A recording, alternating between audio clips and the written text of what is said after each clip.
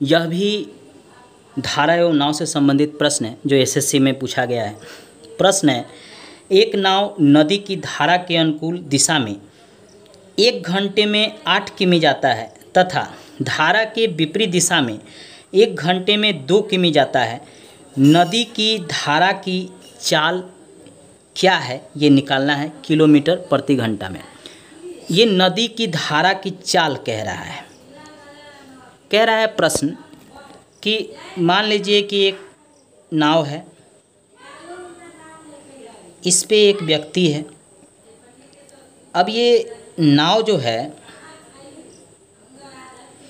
इधर धारा है,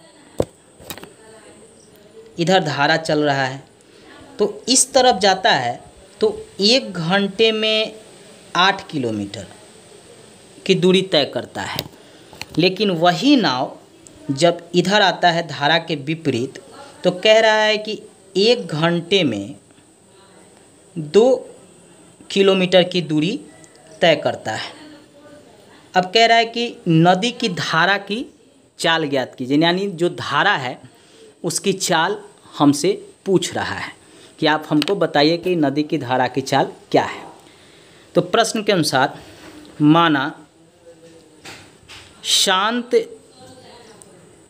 जल में नाव की चाल x किमी घंटा,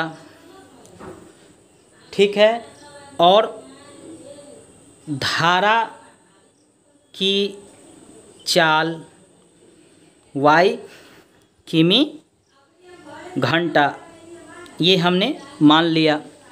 अब प्रश्न के अनुसार प्रश्न क्या कह रहा है?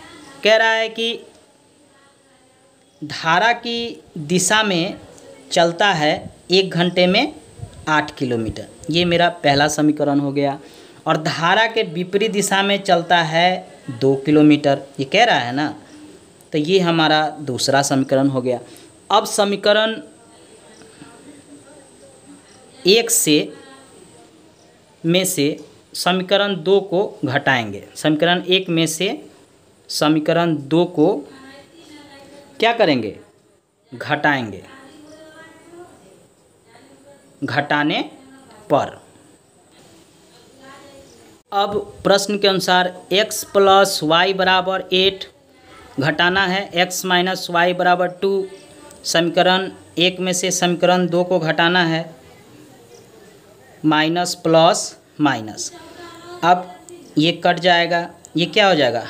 2y हो जाएगा, और 8 में से 2 जाएगा तो 6 हो जाएगा। y = 6/2, इससे ये काट दिए। y बराबर कितना आया?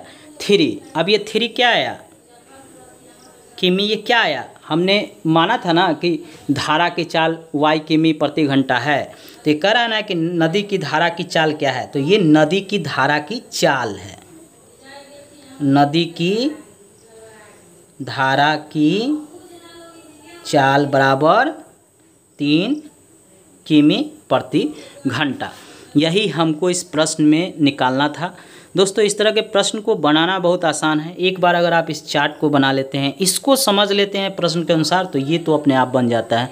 और एग्ज़ाम में मुश्किल से एग्ज़ाम हॉल में आप इसको 1 से 1.5 मिनट में बना लेंगे। हम तो समझाने के लिए ये बताते हैं, क्योंकि जिनको मैथ नहीं आता है, एकदम नहीं आता है, और वो दिल्ली एसआई का एग्ज़ाम दे रहे होंगे, या बिहार एसआई का देंगे, या अभी राजस्थान एसआई का आया है, या बीपीएससी दे रहे होंगे, तो उनको तो एकदम नीचे से समझाना पड़ेगा। इसलिए हमको ये विस्तृत रूप से समझाना होता है, ताकि उनको भी ये समझ में आ जाए।